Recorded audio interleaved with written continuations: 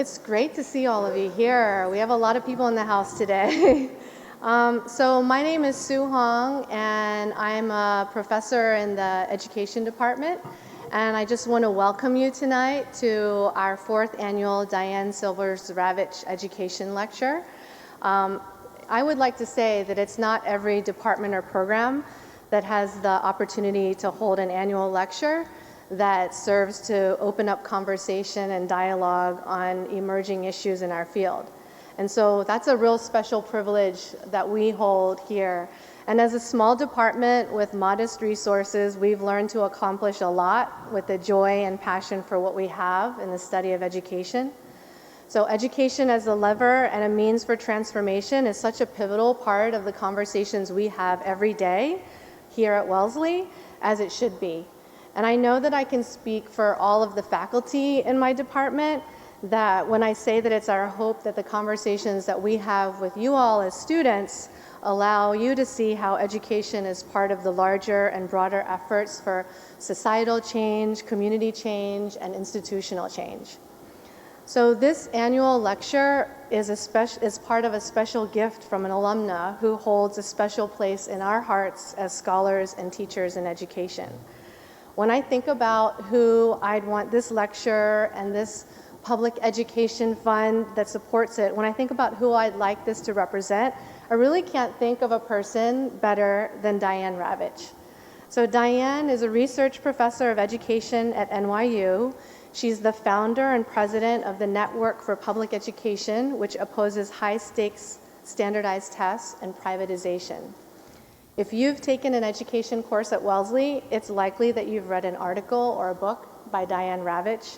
She's a widely respected historian of education who's made her mark on the field, not just as a scholar, but also significantly as an educational justice activist. She's the author of 11 books and countless edited books and articles, many of which were formative in my own graduate training and that of my colleagues. So as we know, education is political and can be used to serve the interests of some and not others. And that requires those of us with a public voice to be brave, to be courageous, outspoken, and unafraid. And Diane Ravitch's work is a testament to that fierce determination and struggle that is required in the educational justice movement.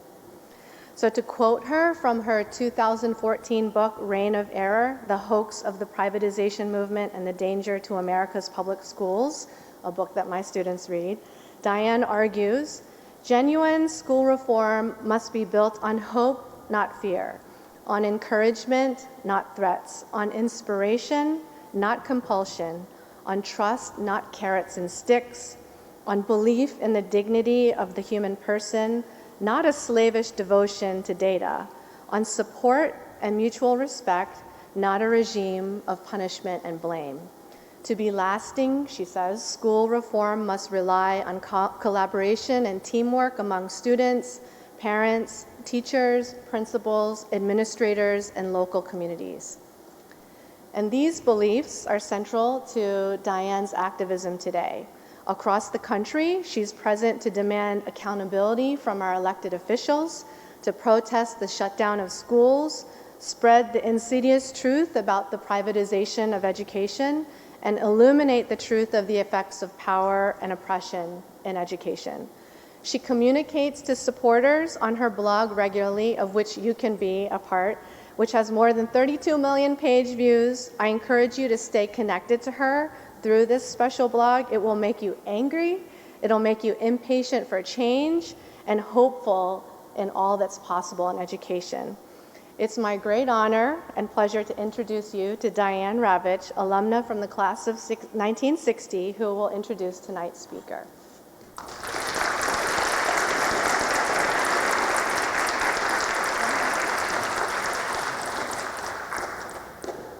Well, let me say, first of all, that I'm grateful to the Department of Education and to Sue Hong and Barbara Beatty and to all the wonderful students that I met this evening.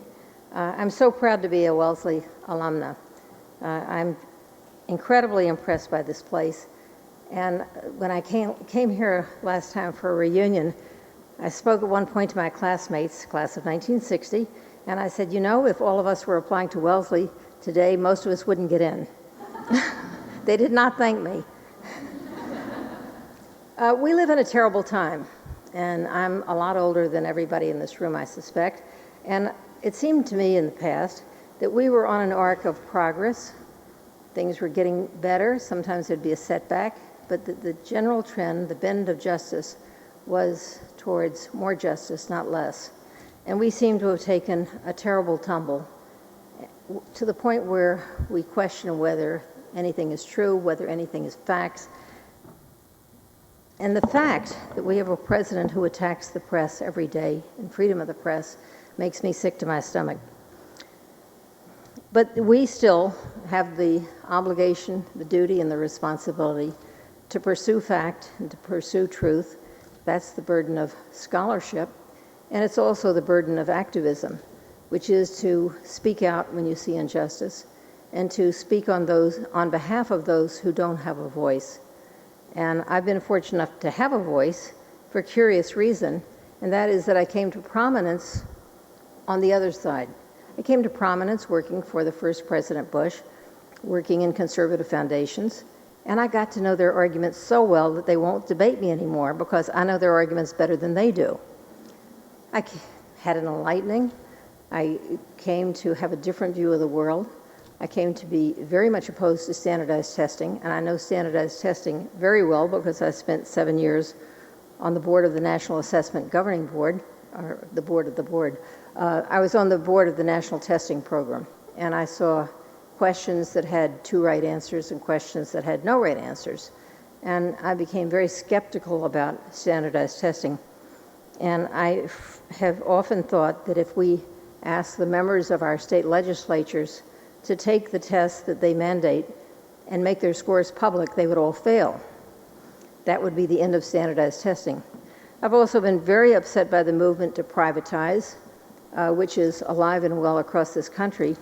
And last week at a meeting of the Network for Public Education held in Indianapolis, I predicted that the whole privatization movement has become a hoax.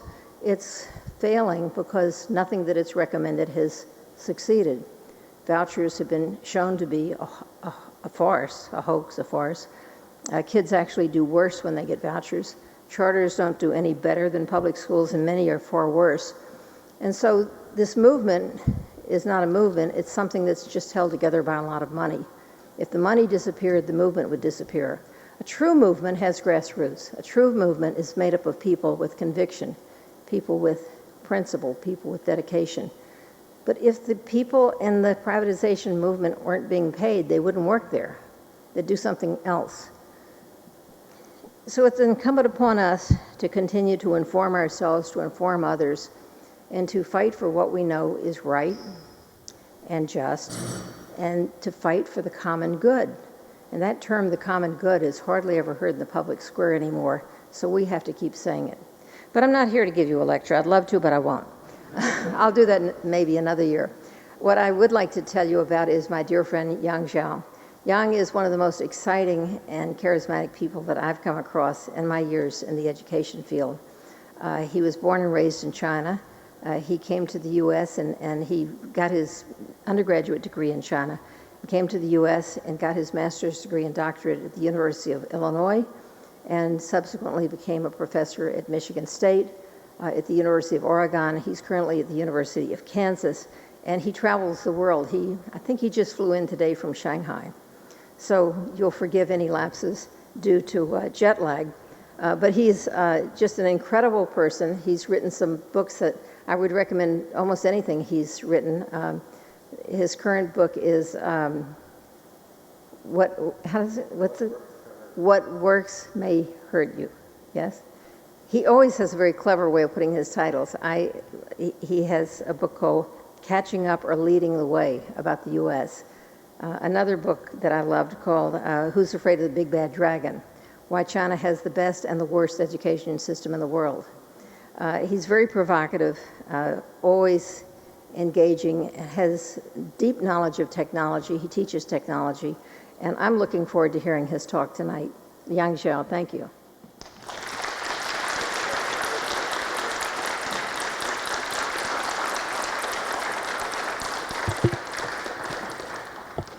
Thanks, Diane and Sue. And Diane is really one of my probably real heroes. When people ask me, do you have heroes? There's really not really many. It's hard to find heroes. But I have to tell you, most of my presentation today is really a footnote, just to support evidence. That's of what Diane has been arguing for. And so I think I came to this country about 1992.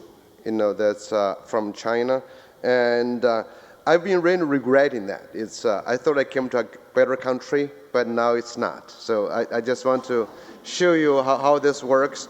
And I've been really thinking a lot about, I try to escape a country that was, normally people think it's like this. People, begin to think, well, Chinese people think like this. That's how Chinese people think, right? So everybody's a moron, we got the emperor in the middle. Okay, so I try to run away from that kind of belief. I didn't believe that. And then I came to America. Now America is like this. So we think we are like, you got all this kind of, right? That's how America views other people now, right? Think about it. So you got there everything right this, right? Okay. So this is quite actually fascinating when I look at these maps about how we, I try to escape from this. Now I can end up here. Okay, this is because I really want to talk a lot tonight about, I came here for education, a different education system, a different society. I've never been actually so scared living in this country. I came here in 1992. There was Bill Clinton. I thought Ross Perot was going to be the president. You may not even know Ross Perot. That's the guy who invented your calculator. That's right. The Texas Institute. That's what's from Texas, right? So just a little bit background. Many of you, I think Sue was asking me how I become an educator, get into education, because we're joking about how, I was joking with Sue, how an Asian woman get involved in education. That's impossible. You're not allowed to do that. Your parents would have killed you, but that's normally, it hasn't happened. So we were joking about, so most people actually think I had a choice. How did you get into education? I say, really, it's not a choice for me. I was born in a village like this, in China, Sichuan province. This is really my real house. Okay, this is the house still there. My father is, according to him, 98. I think it's 92, but he's 98 now. So I see him all the time. So I was born in this house, really, and then I was, that was in a village, like Sichuan province. So 1960s, Cultural Revolution, if you study history, and no school, nothing. And then, so I was born there, and then, of course, every school, every village would have some basic curriculum. There was no school, but it's curriculum. So we know. In my village, if you had something called the Common Core curriculum, it was how to drive a water buffalo. So that's the literacy and numeracy. That was how we started. Okay, and I was really bad at driving the water buffalo. So that's how my school starts. So my father was not like, was not like hard-nosed. He did not want to give me any remediation. There's no remedial courses, not like after-school remedial skills for water buffalo driving. He said, why don't you go to school? That's it. Don't stay here, be a bad peasant. Just go to school, solve our problems. So that was how I was sent to school. Not because I could get out of the village by going to school. Seriously, there was no pipeline, there was no pathway. It just, that's a place to save me from destroying my father's farmland. That was the whole thing. That's how I got in. So I went to school, and this is really fascinating, just affects my thinking all the time. So I went to school. I actually happened to enjoy school, but we had no textbook, no testing at that time, under Chairman Mao, but nothing. We would, one of later on it turned out to be one of the best education experience I could have in China. So many people ask me, how did you become so kind of un-Chinese, you're not very like Chinese? I said, well, because I never had a real Chinese education, because my parents were illiterate, so they did not plan everything. For my first year in school, I felt I was smartest kid in the village. I was able to tell my father where to buy water buffaloes, and I was bullied all the time, but after the first year, I was able to outsource my personal protection to other big guys. I do the homework, they do the fighting for me. It was really, I feel knowledge is power. Right? That was the first time. So I went to school, and going through all the years, then I went to high schools. They happen to build high school now. So this is after Cultural Revolution. Then I decided to study English. I was 14 in a rural Chinese high school. We had an English teacher. I really, honest to tell you, I don't know what he taught, but sounds like, it's not Chinese for sure, but we believe it might be English. And it was, because there was no English. No. So then I decided to major in English because I was really bad at math. Chinese can be bad at math, right? It's possible, okay, for the Chinese to. So that's how I decided to start majoring in English, because nobody was good at English anyway. So that was so. I'll tell you how bad my math was. As I got a 3 out of 100. Now that's bad if you know math, right? That's really bad. And then actually I discovered being bad at math, I guess in English, is not a problem at all. So recently I was telling them I had a meeting with Jack Ma, the founder of Alibaba. I had a meeting with him, and I did some research about him. You know, his math was worse than my math. In 1982, we took the college entrance exam. Remember, mine was 3 out of 100. He got a 1 out of 100. But that bad math apparently did not become a problem when you found the largest internet company. So we're just talking about how did that work. But anyway, so I came to America. I came there in 1990s trying to pursue a better education because I've always heard about the U.S. education system. Then very quickly, I discovered something really strange happened. America was quickly trying to become China. You know, the education systems. At that time, they were really trying to adopt in the high-stakes testing, remember this, narrowing the curriculum, and centralize, standardize everything. So I said, maybe I came to the wrong place. So I just hang in there for a while. So that's where I said, okay, this is strange, because all the Chinese people, Asian people for that matter, are trying to learn from the US. So you have this very strange movement, right? It sounds like that's why Hawaii is called paradise, right? Because you move east, you move west, you meet in Hawaii. That's where you get the best place. But that did not happen. And so really, since 1990s, as far as I can tell, America's education has lost a lot of its charm. That's why Diane is absolute. We've lost a lot of things. And so that's where I wrote this book called Catching Up or Leading the Way, to say, where does American education want to go? You know, where does it want to go? That's the big question. And of course, the problem is that when American education is trying to move towards one direction, trying to become more standardized and more so-called rigorous in all this through, of course, the worst thing was No Child Left Behind. That's happened. You know, hold schools accountable. All the Asian countries are changing in a different direction. So that's the book I wrote. So because Asian countries are looking for something different. This is a broader picture.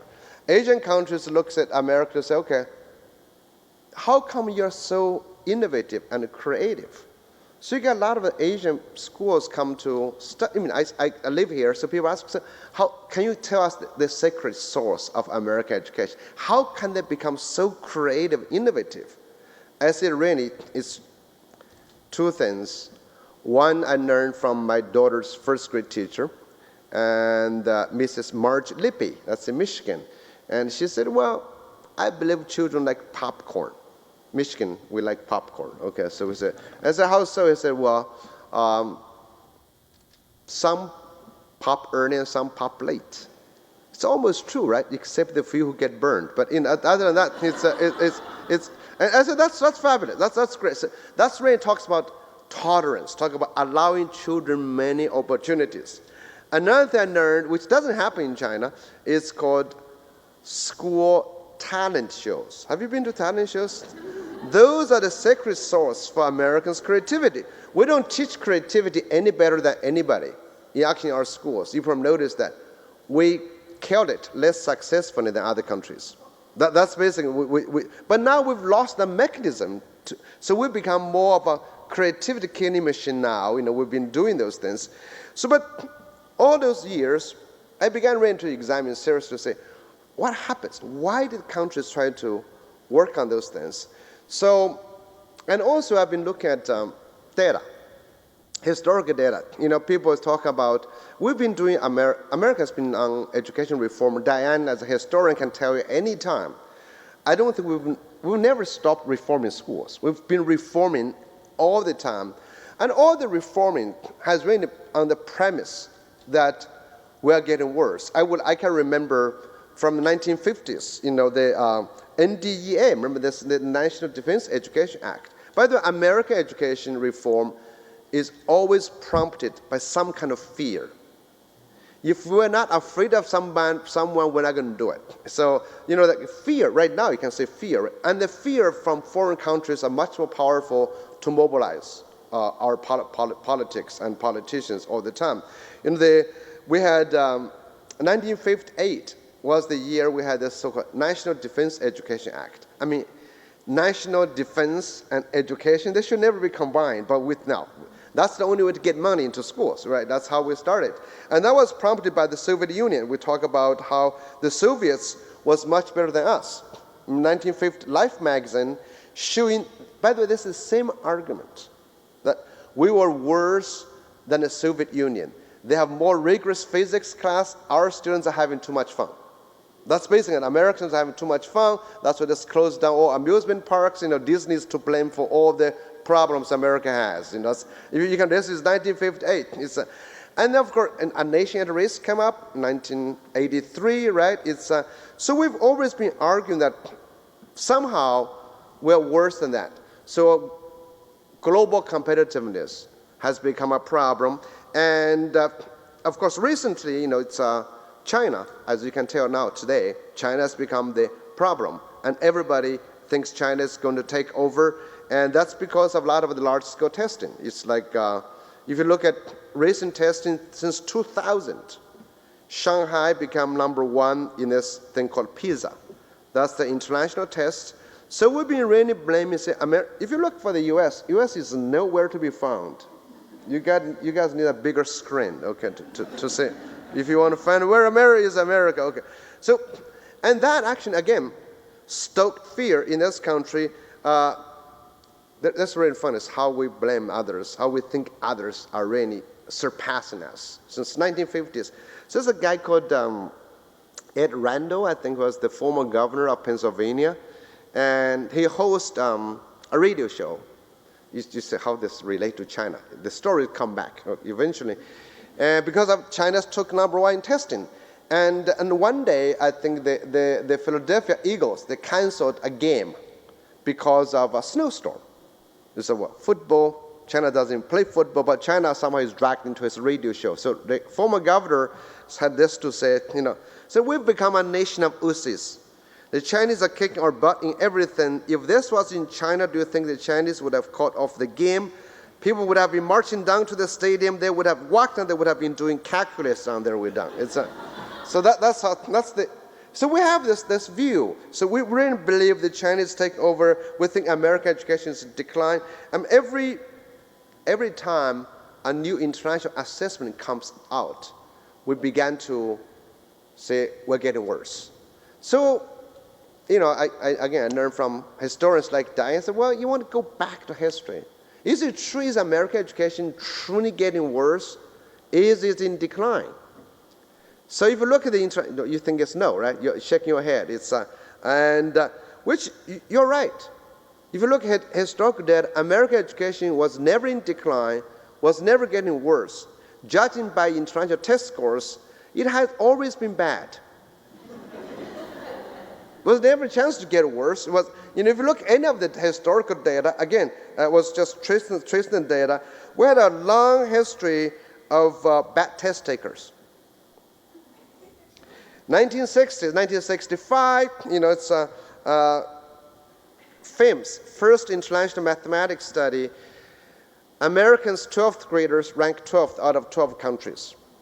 Now, again, in math, that's bad. Again, if you know math, 12th out of 12 countries, it's pretty bad. It's never been good. If you go through the history, never been good. So, if test scores would indicate the quality of education or the quality of the citizenship of the citizens, America should have been destroyed a long time ago. Don't you think in 1965, those people should have retired? The worst math people should have retired, and they have somehow managed not to destroy this country. Bad spending might, though, especially on Twitter, might destroy the country, but not this one. Right? So how did that happen? You go through the whole country every time. So that's why I've been always, now I go back to study and say, okay, so why is America still here? I don't know how long we can last in this political environment. But when I was looking at data, I was not looking at the political problems. Okay, I was more looking at education. How come America is still here? So that's a really fascinating thing to think about, right? Just if you've been so bad for so long, and you are still here, and the Canadians always want to know, it's why are you still down there? So I began to think about, I said, well, something I would like to call side effects in education. That is when you gain something, lose something. That's where it comes from a Chinese view of thinking. Chinese view like you say, okay, all medicine are poison. So that is when it works, it can hurt. So I've been thinking, okay, maybe the American education somehow maybe have some good side effects. The way when you are not getting the good test scores, you might be getting something else. And Asian countries, on the other hand, when you have those achievement great test scores, you might have done something worse. So that's where I began to think about this problem. Okay, so then if the idea of side effects is very clear. It's very simple. When you go to pharmacy, you get Tylenol, right? It's wintertime. You get a bottle of Tylenol, and you read the warning label. It says it can cure a runny nose, but may cause a bleeding stomach. Right? Have you seen this? Right? Now, in education, if education were like medicine, they should give you same kind of warning. This reading program can improve your reading scores, but may make your children hate reading forever. Right? So that's how I began to think. I said, is it true? Is it possible to do this? So I began to put together a lot of the data, and they actually wrote an article for the Journal of Educational Change. That's Dennis Sherney, actually. Then based on that, and then I wrote this book. So that's what I'm going to share with you, a lot more of my findings about testing. So some of you may have a copy of this. It took me a long time to get to this. So how did the side effects work in the first place? What explains why America is still here and why the other high-scoring countries are not necessarily having a better society in many ways? So I began to look at test outcomes. One of them is called, may improve reading scores, but may make you hate reading forever. So that's something really interesting to think about. So I look at this test scores. So first thing we look at, actually this is from a different set of data, TIMSS. TIMSS is called the Third International Mathematics and Science Data, and Tom Lovelace was the first one actually to point this out. But he explains in a different way than I do. He explains to say, well, there's negative correlation, which means countries with the higher math scores higher lower confidence, the students, and they do not like math as much. So this is a really interesting data finding to say, basically TIMSS is the trends in international mathematics and science study that occurs about every 4 years.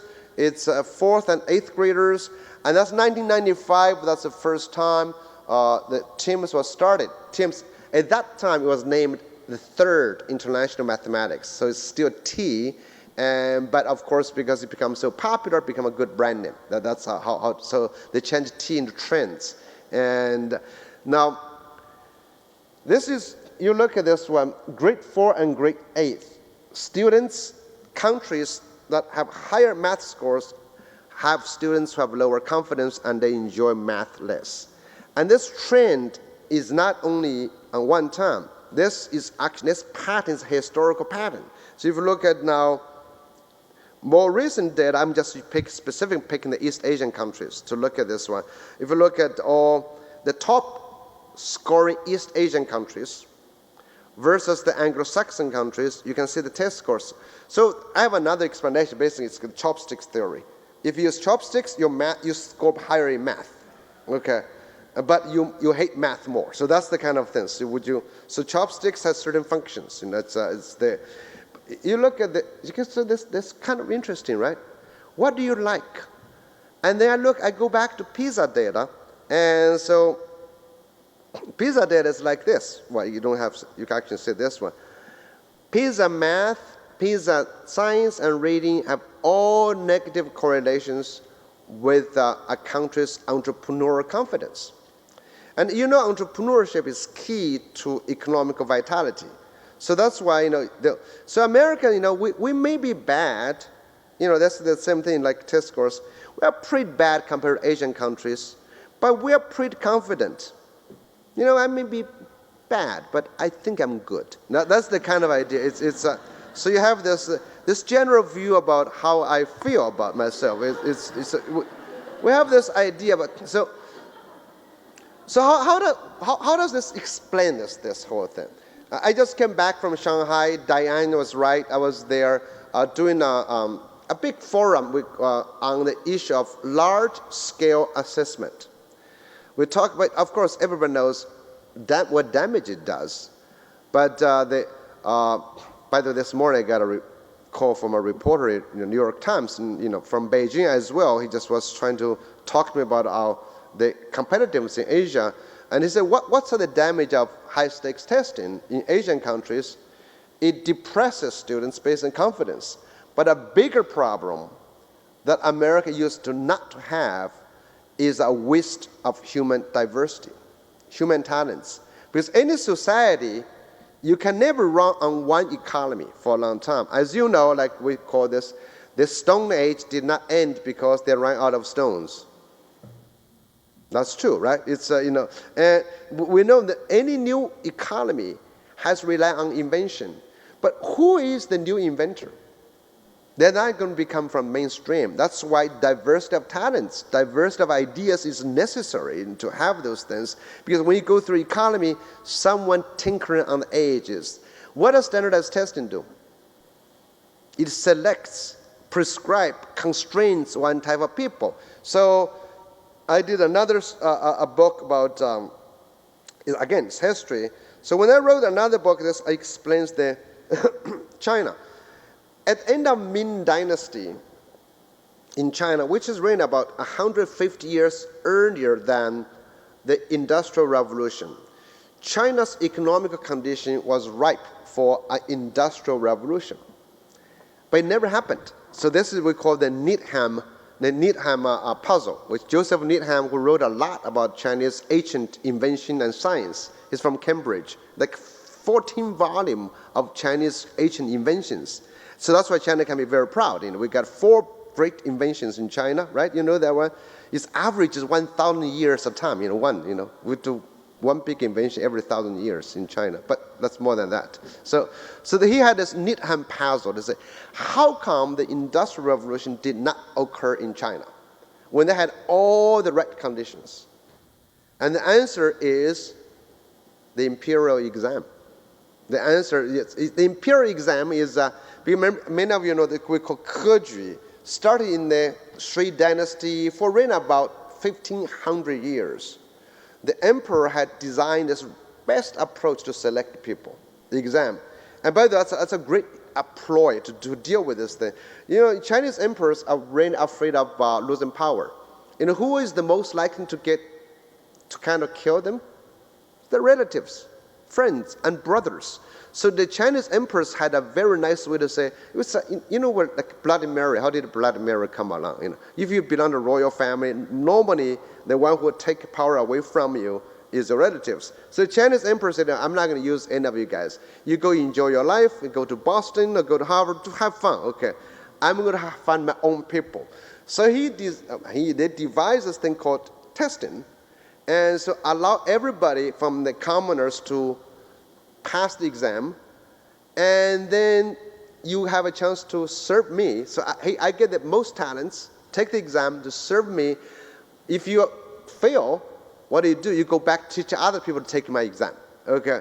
And then I also make sure a whole country consume all your energy and resource in trying to prepare for my exam. So that's the best way to keep a really nice, quiet, stable agriculture empire for all the time. So this is why in China, no revolution was started by any intellectuals. It was all started by other peasants, and this is why Chinese history has been, we never had 2,000 years of history. We had 200 years repeated 10 times. It's right. So it's cycles. It's one dynasty going through another dynasty, and because the exam makes sure you repeat, you kind of protect me. So in the end, around Ming Dynasty, China basically selected one type of talents. We call them the scholar officials. The scholar officials. They are very good at creating literary works, painting. They know how to drink tea, have fun, all those things. But they do not know about invention. China shunned science, engineering, technology. So we had all this accidental invention as agriculture empire big. Because when you have some stability, large population, you can accidentally invent a lot of devices. But these things will not become science unless you have value those things. So that's why it didn't happen there. And this is why China has been working on how do we change this. Japan had imperial exam as well, but Japan got rid of it earlier. And so they tried to become Europeanized earlier. Korea had it, Vietnam had it. Actually, Vietnam was the last to drop it, this imperial exam. Because China dropped it in 1905 after being defeated by Japan. It was really interesting. So this is a long history of this thing to say. So testing's biggest problem, it is homogenizes individuals. And when the country becomes intolerant, when schools becomes intolerant, you naturally waste a lot of human talents, suppress a lot of diversity, and the economy suffers. And so a lot of economists can tell you this why right now, let's say, diversity probably is the biggest driver of economic prosperity. If you look at Pittsburgh, look at the Bay Area, look all these places, is the diversity tolerance. So when you adopt high-stakes testing, you use that to judge individuals, and you use that to sort people. In essence, you are trying to become a very intolerant system and waste a lot of human talents. And I'm very, very worried about America. Over the past 20 years, I think we more or less have lost that. We have now become using one way, one type of way to judge people. And here I want to say a few more words about this. When you use one criteria to judge people, we got into this fantasy of something called meritocracy. Meritocracy is really a term I think invented by Michael Young. It's really as a satire. It's not really, but America somehow thinks it's a great thing. Meritocracy, we distribute resources and allocate social positions based on merit. And it sounds good. But America has this fake meritocracy. Merit is supposed to be by you effort, not inherited. But of course, it's not true. All test scores is based on that.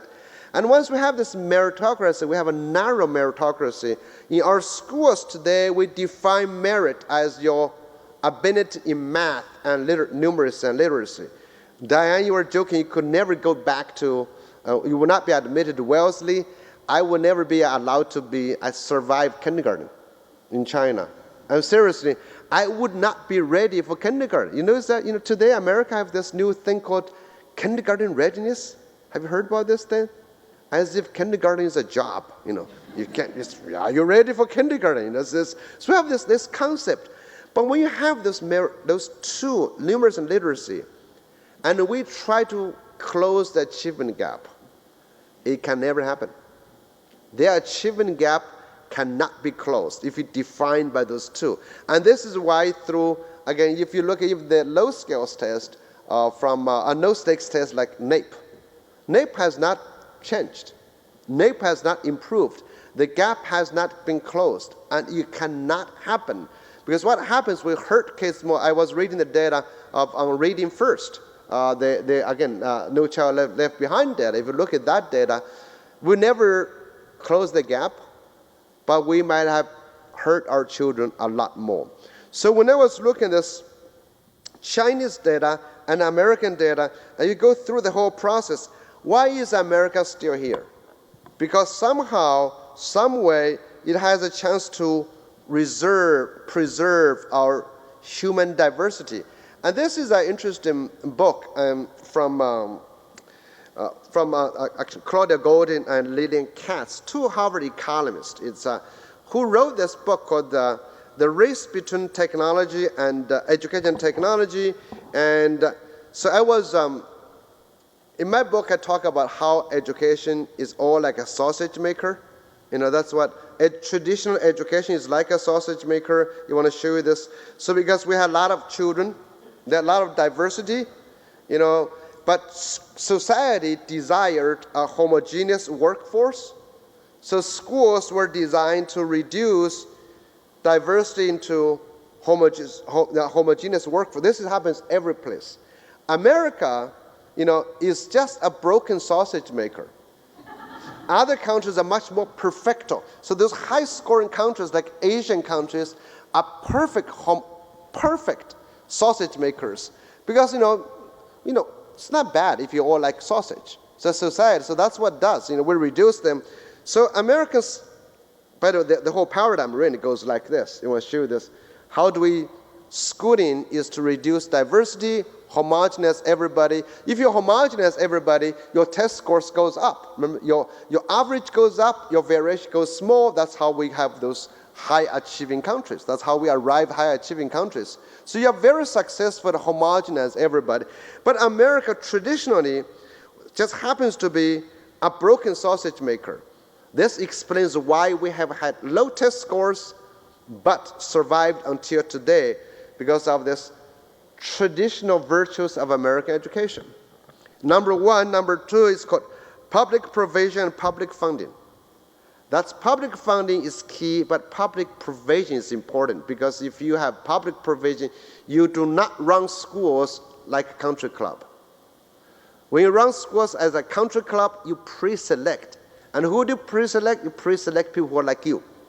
And therefore you homogenize. That's the problem. So you homogenize the whole thing. So now when we have, honestly, charter school pretends to be, pretends to be public schools, once they apply selection criteria, it's a problem. Some charter schools don't, but a lot of charter schools do. So when you select, this is what happens in China. You know, like this morning I was joking, the New York Times reporter called me up to talk about a 5-year-old Chinese kid has a perfect resume, a 14-page resume to apply to first grade or kindergarten. Do you guys have that? Really, it was just fabulous. You can read that article. I can even show this. It's just really amazing. That's what's happening.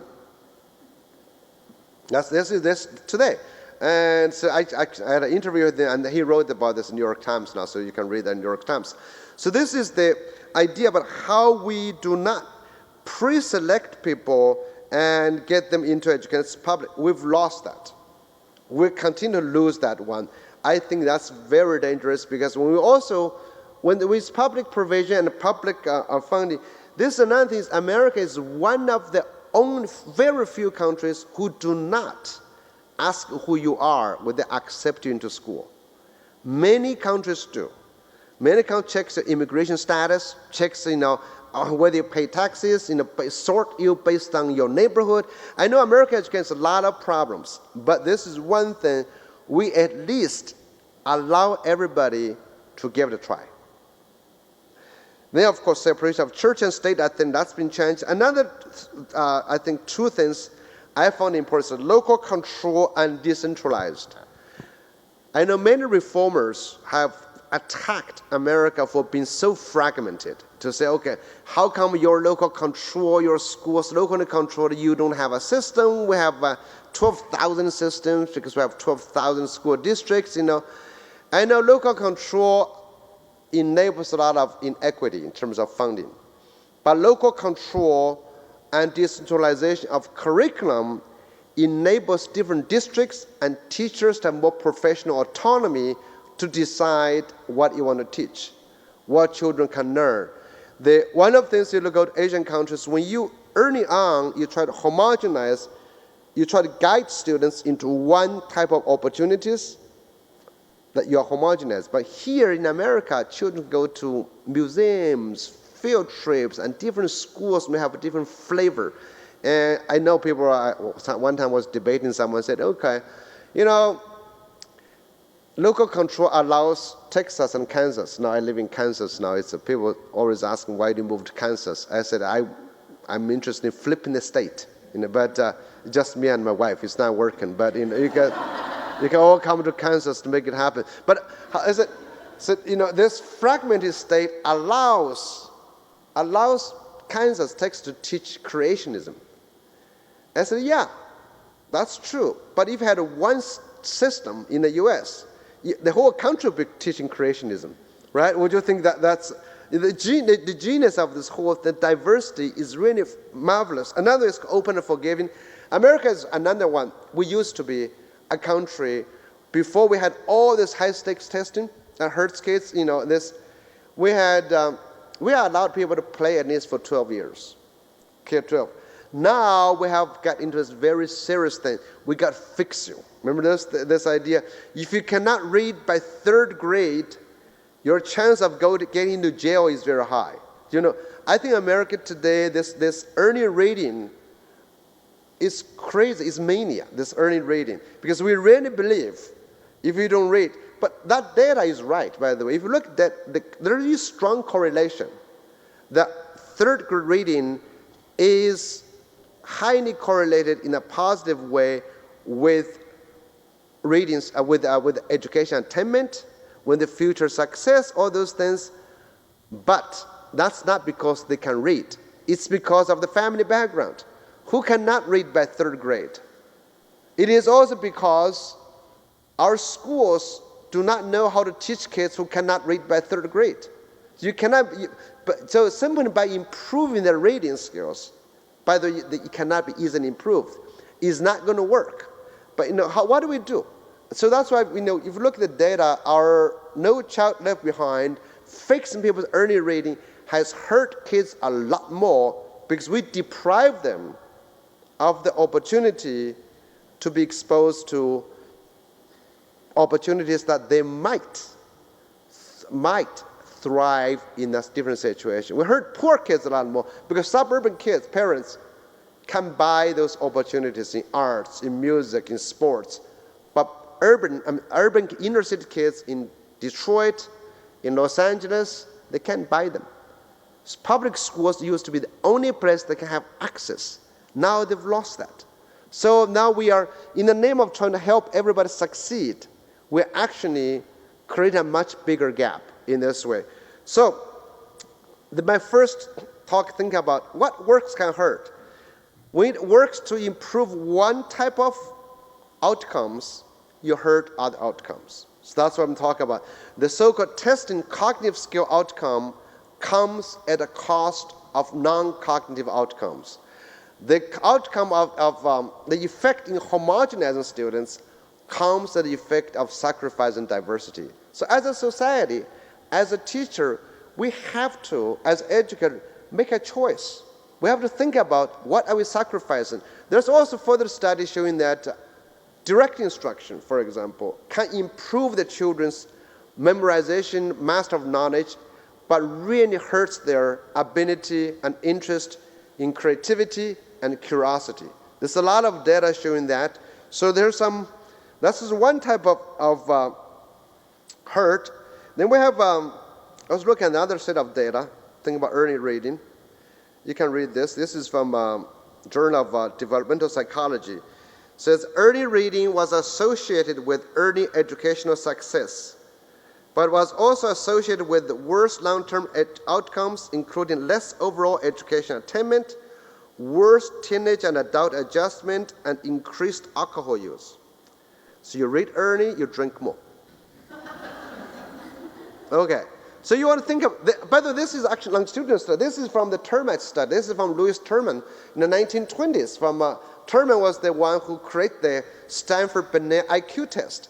He recruited over 1,000 top 1 IQ people, 145. They're the smartest people. And he followed them, his team followed them until most of the people died. And so this study followed them basically. The smartest people, early readers drink more alcohol. I don't know how that's connected. But anyways, it's quite fascinating study to look at this thing. So I hope you guys not reading too early, but it's... no. So this is the kind of data I've been looking at. Another piece of data I want to just advise, think about. This is really fascinating data. A while back, PISA, came up. Again, PISA is this program for international student assessment. Remember, there was a big slogan recently came out to say, well, the quality of our education system cannot exceed the quality of its teachers. You've heard about that thing. It's like a myth. It's one of the most stupid ideas people buy into. So this is the report Michael Barber came up with. That idea came from this report called How the World's Best Performing School System Come Out on Top, and based on PISA data. So they believe it is the teachers. So that's why they say, well, because these countries recruit the best teachers. I said America's teachers come from the lowest kind of quartile of graduates. They basically say American teachers are stupid. That's the idea.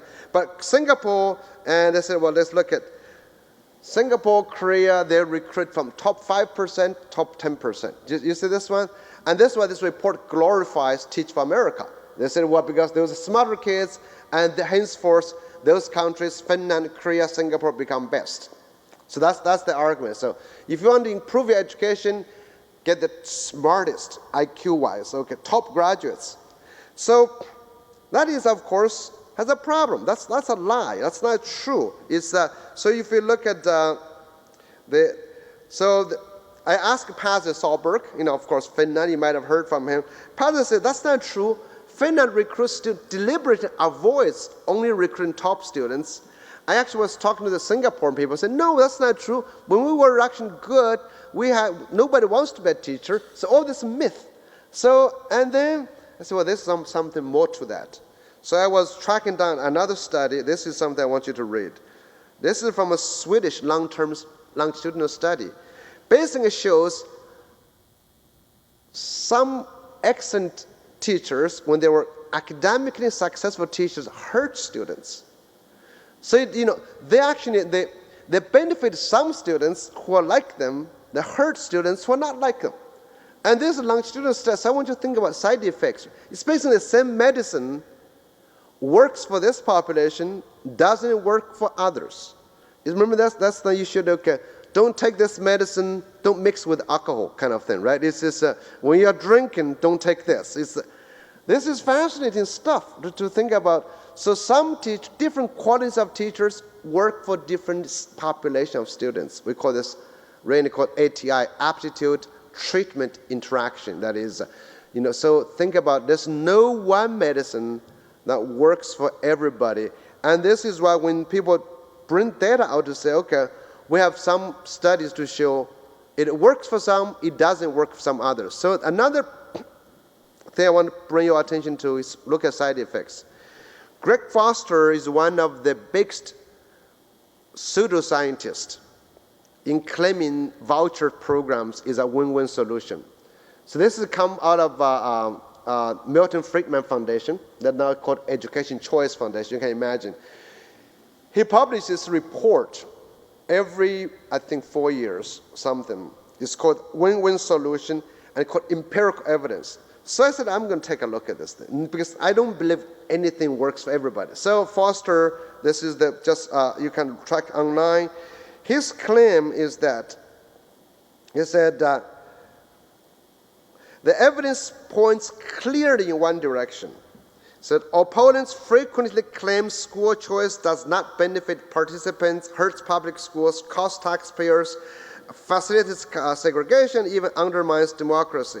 However, the empirical evidence shows that choice improves academic outcomes for participants and the public schools, saves taxpayer money, moves students into more integrated classrooms, and strengthens shared civic values and practices essential to American democracy. So this is what his claim. And he said he found empirical evidence. This is what he said. 18 empirical studies have examined academic outcomes for school choice participants using random assignment, the gold standard of social science. So this is what he says. Okay. I said, okay. Because my interest, I'm always trying to use other people's data against themselves. So because I'm lazy, I don't want to generate new data. I don't want to argue them with my data. I said, so I'm going to look at his data. So I look at his data. This is what his data shows. So he tracks all these 18 studies. I said, okay, let's look at the effects of voucher programs by location. So look, I divided them by, so 6 has positive for all students, positive for some, about 8, and negatives for 2. So, by the way, this is only based on this data. Their data, positive meaning improvement in academic math and reading, and positive for some means improve some students, negative is for all of students. So how do we explain this then? Basically is that out of this positive for some, it means negative for somebody else. So you look at the study, it's like this. Just simply measuring math and literacy. So I gave you a new medicine, try this then. So I kind of killed 3 of you guys, but I've saved 4. Would that work? That's the education research. A lot of when it goes through effective side, that's what happens. They never worry about who gets hurt. So when you do education research, it's like that. People like to plot things like this. You see a lot of things like this. So if you look at the quadrants over here, effectively, the A and B are negative correlation. That means those people get hurt or ignored. So you'll never serve the whole thing. So I've been manipulating data to just play with data. Even if you are helping half of them, the other half get hurt, it still can show positive effect. So in essence, I killed half of you, the medicine is still positive. Okay, so I don't have to report what happened to you guys. Okay, so that's voucher schools. And then I did of course more about vouchers. If you dig into more, if you dive into smaller populations, children with 2 parents, children with 2 parents who have a car, children who come from, let's say, Asian background, children who come from, they all have very different treatment reactions. So you cannot say, even this person, again, uses his own data, you cannot claim anything. I mean, the voucher data, they claim to have this randomized controlled study, methodologically, you can claim to be right.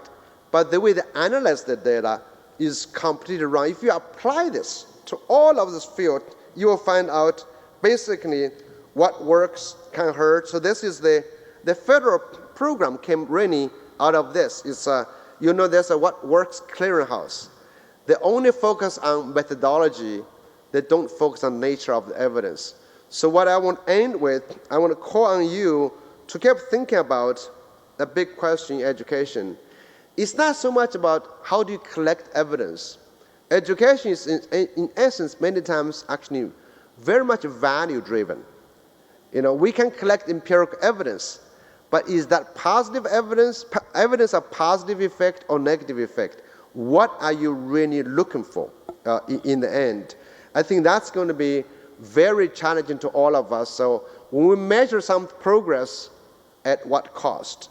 When you help these students, are you hurting other people?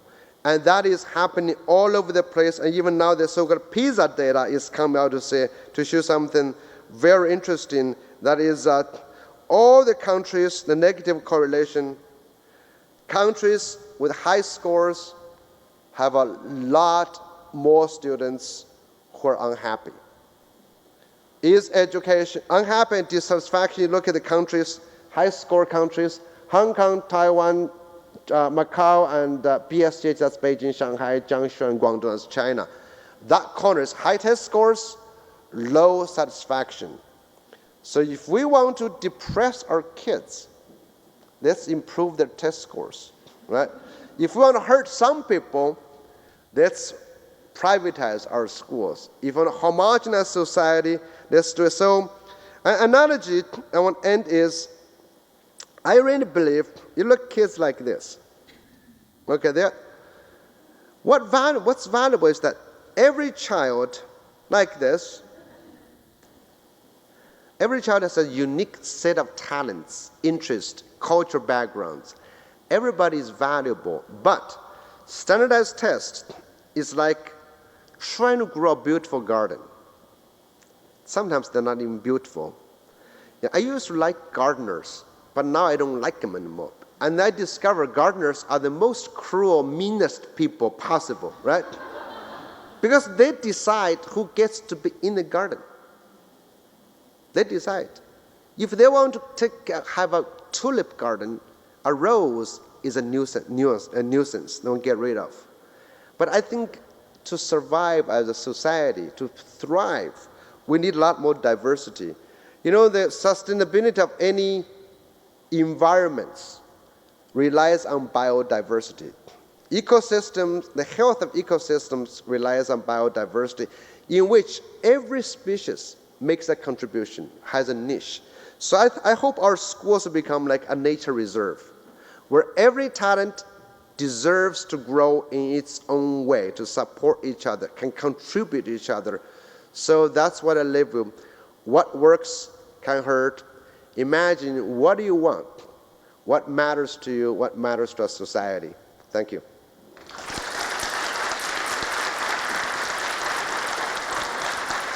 Thank you.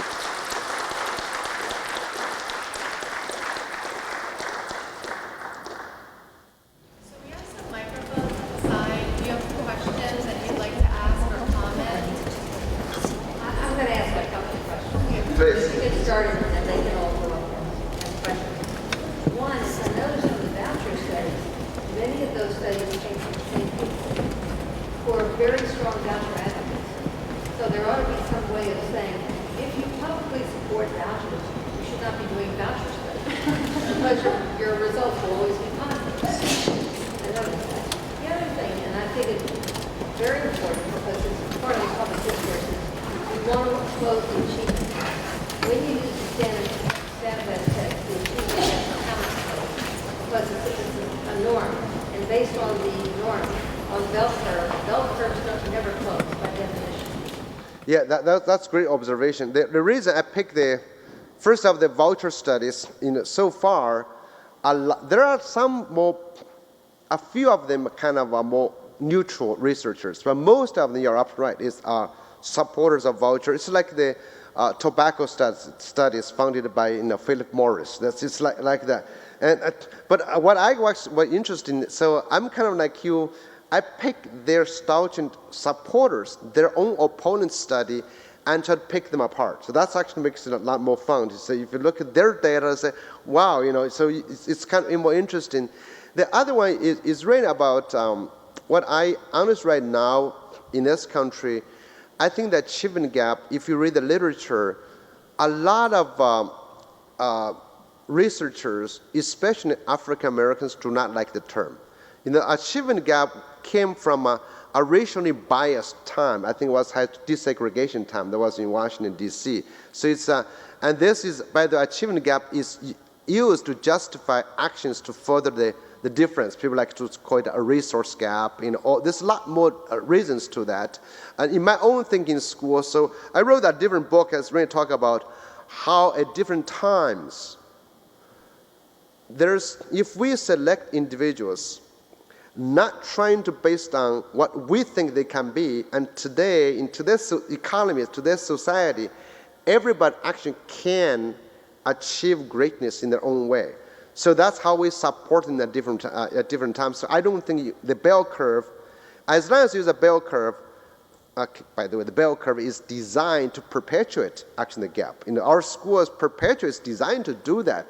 So what I'm looking for is to look at individual strength in every student. So I talk a lot about, if you want to close the achievement gap, I would move away from deficit-driven to strength-based. Other questions?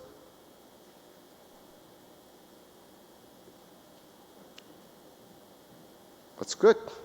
You guys are happy? Oh, there's also a question. I thought you were running away. I said, okay. I'm I noticed that you cited Richard Ryan and Edward Deci, and I was wondering if you might be able to talk more about self-determination theory, motivation, as one of the potential side effects that is often affected. Thank you. So that's why sometimes I even call this everything has side effects. So if you look at growth mindset, sometimes can be a simple stupidity, right?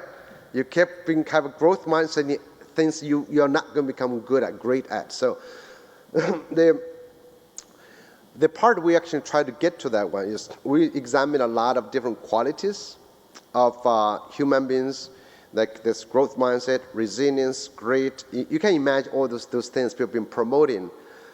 Quite often, researchers like to pick one and then think that's going to market, applies to everybody. And traditional psychology research psychology, education research, always goes through this model called averaging things out. So we study 500 people. If on average they're all successful, they all have the following qualities, then we believe that applies to everybody. That's how we drive curriculum. It works for everybody. But lots of times, if you look at even the literature on Nigel Duckworth, the highest correlation or explains like 0.3, it's 0.3. That's really about 9% of the variation. So that's the highest you can get any one single quality, conscientious included, or great growth mindset. If it explains only that small percentage, that part, it means it misses the largest. You cannot explain everything else. So let me just take about like grit or resilience as an example. That you never give up, for example. That's kind of have huge side effects on some people.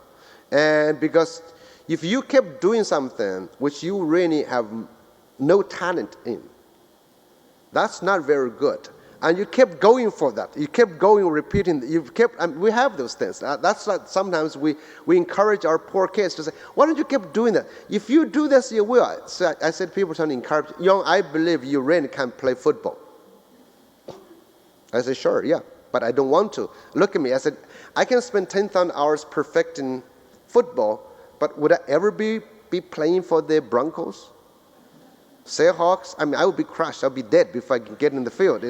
So that's one of the side effects is that. And also when you apply, but when you cultivate, I'm actually a Carol Dweck's study. If you analyze her study, even if, like, again, 0.5 is the highest, what happened to the others? It must have hurt some students. Some students must have hurt by this thing called growth mindset. You cannot possibly apply every place. So that's where when they're citing even the Deci stuff, the positive psychology, I love them. I love them. The positive psychologists always come with some qualities that applies to everybody.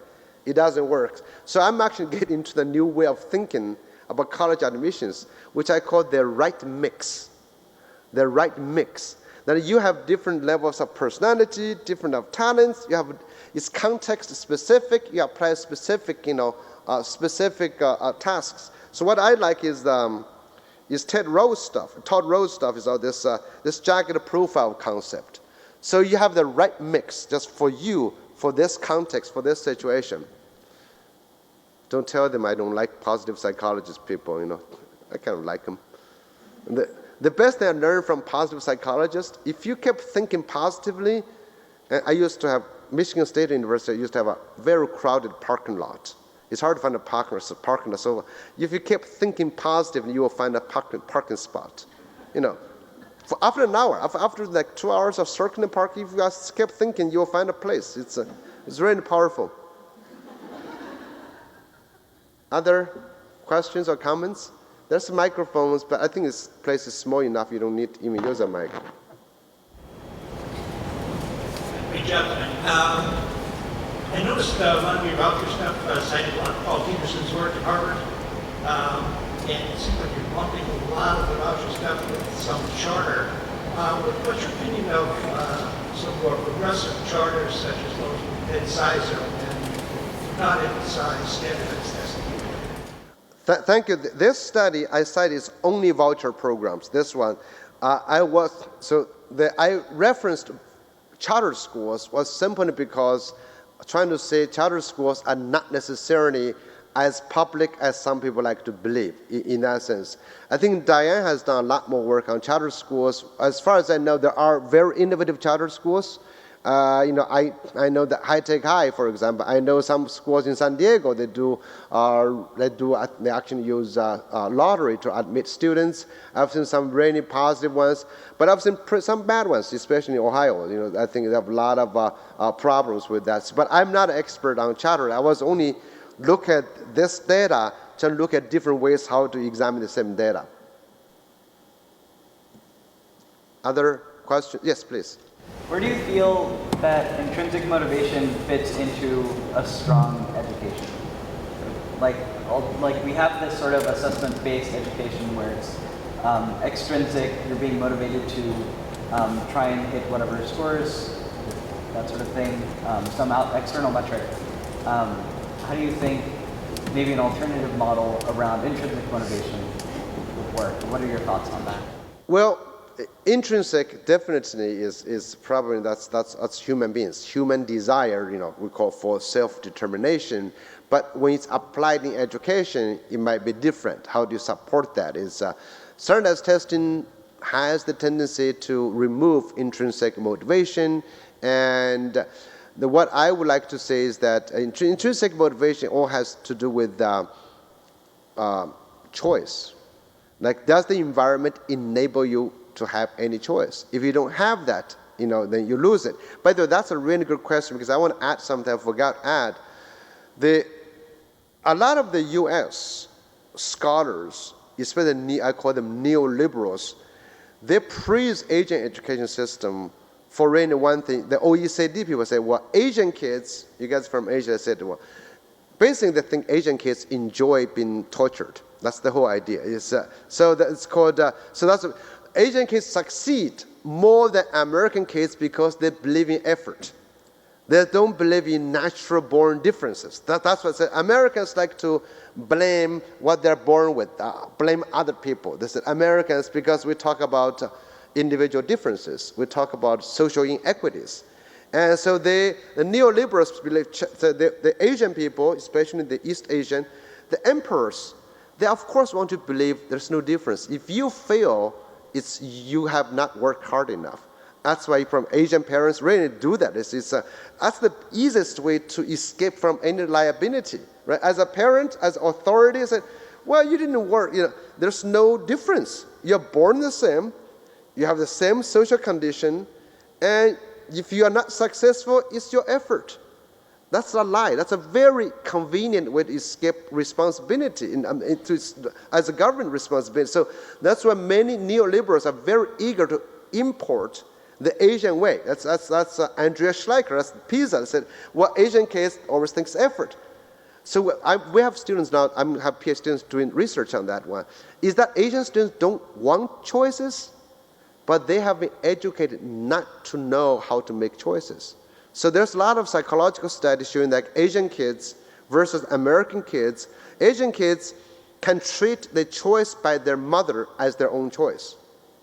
And then a lot of them, when they're given a choice, they don't know how to make a choice. Therefore, when they grow older, they only can talk about efforts. They've been educated that way. But I think human beings are born, and the other person mentioned about self-determination. That's biological. You want to have the autonomy. That's different. That's desire. But those can be changed by culture. So I can enculturate you to believe, to always blame yourself.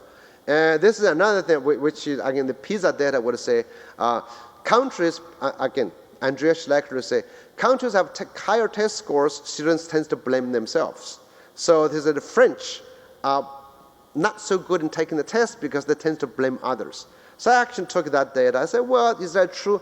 Basically, authoritarian countries, non-democratic countries, their kids blame themselves. But they're not necessarily higher performers, like Indonesia, for example. They don't test score. Russia, all those things. And then the countries who have more democratic societies, kids tend to have a better judgment about who to blame. So there's a Denmark, Norway, there's Netherlands, or those kind of things. So that's why I thought PISA, a lot of standardized testing, tends to glorify really authoritarianism and really romanticize misery.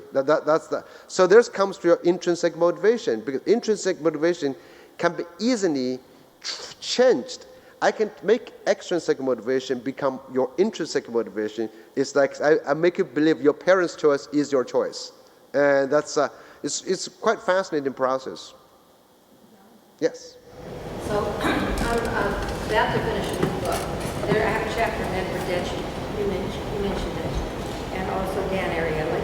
And what I understand from my reading is that the current educational policies that we have are behaviorist. That we are, in fact, we have national policies, federal policies, that are based on extrinsic motivation. That if you offer people rewards, they'll pursue them. If you threaten them, they will go in the direction you want them to go. And these, you can trace these back to the 1920s, the 19-teens. This is the behaviorist work of Frederick Winslow Taylor, who did time and motion studies. And he studied how workers laid bricks. And he said, how many bricks can you lay in an hour? And who can lay the most bricks? And who can carry the most tons of pig iron? And the worker who could carry, I forget his name, was something, a German name. Poor Mr. Schultz could carry more tons of pig iron than any other worker. And so every worker should be expected to carry that many tons of pig iron in a day. And I think the man dropped dead after carrying so many tons of pig iron. But that's the thinking, which is that you can measure everything, and the one who achieves the goal gets the reward, and the others get punished. And that's what No Child Left Behind is. And that's what Race to the Top it was. And that's what the so-called, Every Student Succeeds Act, which Every Student Succeeds is kind of the inverse for the taking No Child Left Behind and turning it around. It's the same thing. But the modern cognitive psychology says people don't work for rewards and punishments. People work for intrinsic motivation. They work for satisfaction. They work for autonomy. They work for sense of mastery. And if you can appeal to those intrinsic motivations, you will get far better results. And what I love about Edward Detchy's work is he and Dan Ariely, who I think is at the University of North Carolina or Duke, and Edward Detchy, I forget, is it Cornell? But wherever they are, what their study showed, behavioral study showed was you could actually do these experiments and say, if you can do this task faster, we'll pay you more. And then have another group and say, do you want to try this task? It'll be fun. And the people who are doing it for fun do it faster and do it better than the people who are doing it for pay. And when you stop paying the people, they don't want to do it at all. And there was a wonderful quote, I think, in one of Detchy's books, where he said that there was a town somewhere in the Midwest where there was an anti-Semitic outbreak, and some fellow said, got together a group of hoodlums, and he said, go and attack that Jewish tailor shop. So they're throwing stones, and the tailor comes out and says, why are you doing this? And they said, you're Jewish. And so he says, listen, I'll pay you 10 cents a day to come back and do it again tomorrow. So they did it again the next day. He says, then he says, now I'll pay you a nickel to do it the next day. They said, what? We're not coming back here anymore. So that's the kind of things. By the way, with this autonomy and self-determination, I want to show also another thing about testing. Testing, any test, misses more information about a person than actually reports. There's another thing in education, because a lot of testing stuff, I think even the level of research, when they did this, what works can hurt book research, we also find out another general trend is that whatever you're trying to describe is based on probability in education. So which works really for insurance companies. So generally speaking, red cars get pulled over more by police. So here we have the same thing. Generally speaking, kids from these families have this experience. Generally speaking, kids have this test score, can do this. But education is not a statistical probability game. No child is a statistical probability, because everybody is an exception. And just in case, I want to just show you some other data about why testing is become completely meaningless. In Japan, this was I was in Yokohama last year, and this professor was reporting on this finding. A robot did better than 80% of students on the University of Tokyo entrance exam. Okay, I know there's a big kind of case right now at Harvard's on admissions of Asian students. That's really interesting. So if we want admissions based on test scores, I can train your robot to do it. I don't know, Wellesley, still you guys admit students based on this, and actually this happened in China. A Chinese, the same thing, robot scores in one of the toughest exams in China. So by the way, this robot did better than I did on my math, 1982. So this is, so think about it that when the rise of artificial intelligence, smart machines, what makes us more human? And what makes us more human cannot be measured by any score. And also, as educators and teachers, if you go back, look hard in your students, they will not remember you for raising the test scores. They probably will remember you for hurting them if you didn't do a good job, right? Yes, please. So I've noticed that recently China has been undergoing renovations to their college entrance exams and how they sort of measure college high school students going to college. And for example, they try to have more emphasis on specialization, and also there's more freedom in the sense that students don't need to take all 6 exams and 6 subjects, but instead have just 3 among those 6. And what's your view on this? Is this like a positive future, or is this some kind of attempt to increase the amount of homogenization going on? Thank you. China has been trying to reform its college entrance exam for a long time. Yeah, recently they've done something different. But just in case, just to give you a sense, this forum we just did in Shanghai, this one guy who actually does this college entrance exam testing, each test involves 100 million people annually, 100 million people. So that's a lot of people, a lot of money. So the reform they're trying to do is basically to add more flexibility, reduce pressure, and add more fairness. The biggest problem with that is that it cannot be done because for example, they want more diversity of talents. So they used to allow you, if you have specialty, for example, if you're Olympic, math Olympian, or sports something, or inventor something, and they can convert your award into a test score, into a score. Or if you're like a music talent, so they do those things. So, but those used to be fake. There's a lot of competition contests, and which results in a lot of Chinese kids. They're learning piano to play so they can up to grade 10, right? Level 10, then they stop it, and then they kind of destroy their piano because they hate it so many years. Because when you reach level 10, it can be converted to equal, like how many points adding to the college entrance exam. Because China used to try to diversify their talents. But then they found it's so easy to be gamed. People like to game the system. The rich and powerful always buy those things. China likes innovation. Chinese people like invention stuff. So they would say, if you as a high school graduate, if you had a patent, that's worth, let's say, 50 points. And so suddenly we have a lot of kids have patents. So they're junk patents. But so China become the #1 country with patent filings now today. Actually, so this elementary school kids began to have patents. And what do? They buy patents from other people. Other people are just good at finding patents. And recently, actually, there's prisoners. You can get out of jail early if you had a patent. So that's a lot of them are buying patents. So it's really cool to invent patents to sell them. There's useless patents, but you can sell them. So anyway, that's how China is trying to do. They found it's unfair to do. So they said, well, let's go back to call it naked points. Only called naked exams. That is no nonsense. And they try to do away with affirmative action. So this year they try to do those things. Okay, we allow you to take multiple rounds of exams, and that's very expensive to do. And also allow you to choose different subjects, like they started in Zhejiang and Shanghai. And suddenly this time they have problems that nobody wants to study physics anymore. So they have a problem. But I can get short stories that there's no hope. I was in China, I was telling you there is no hope.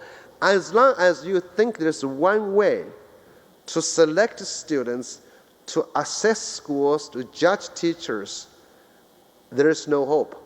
And there's a trickle-down effect. There is really big issue.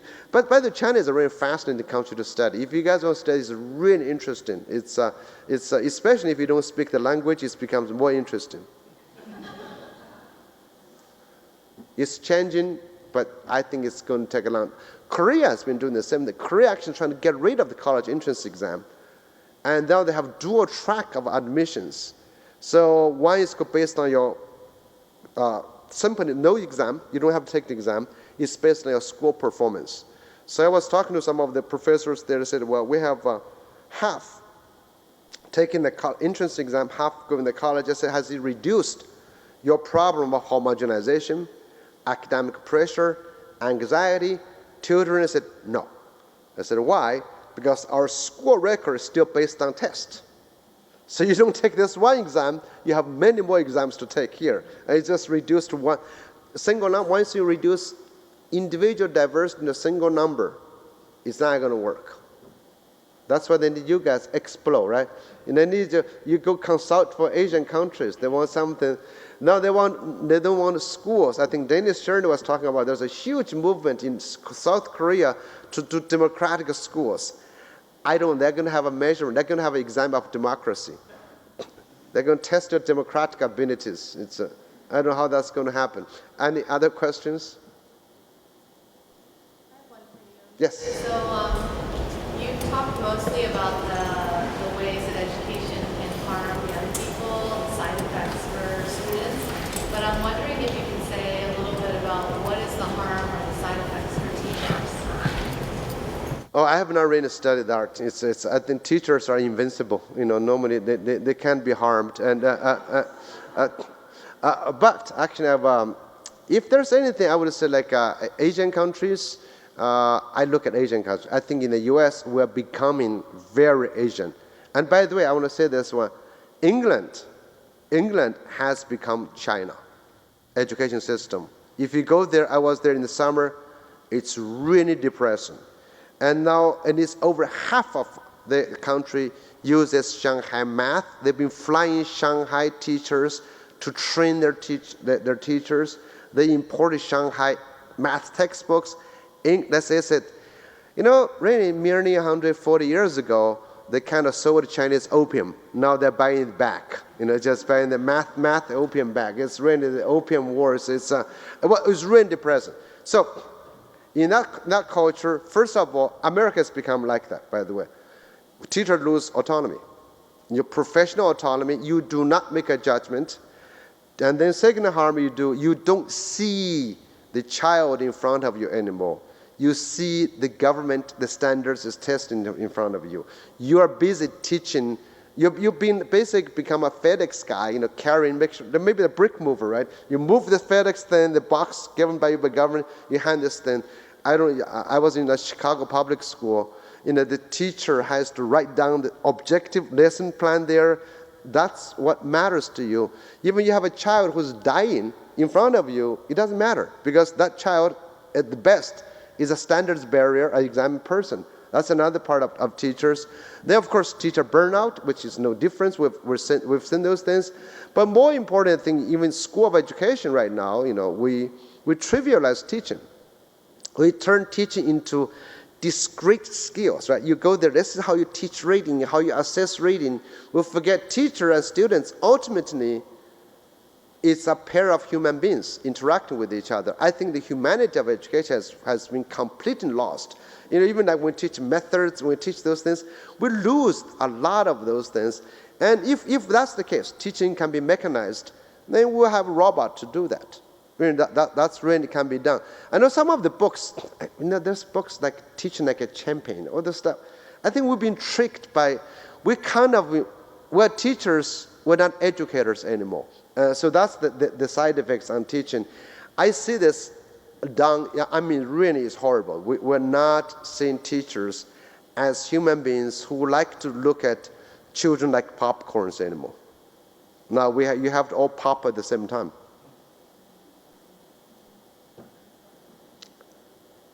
Thank you very much. Thank you. Thank you.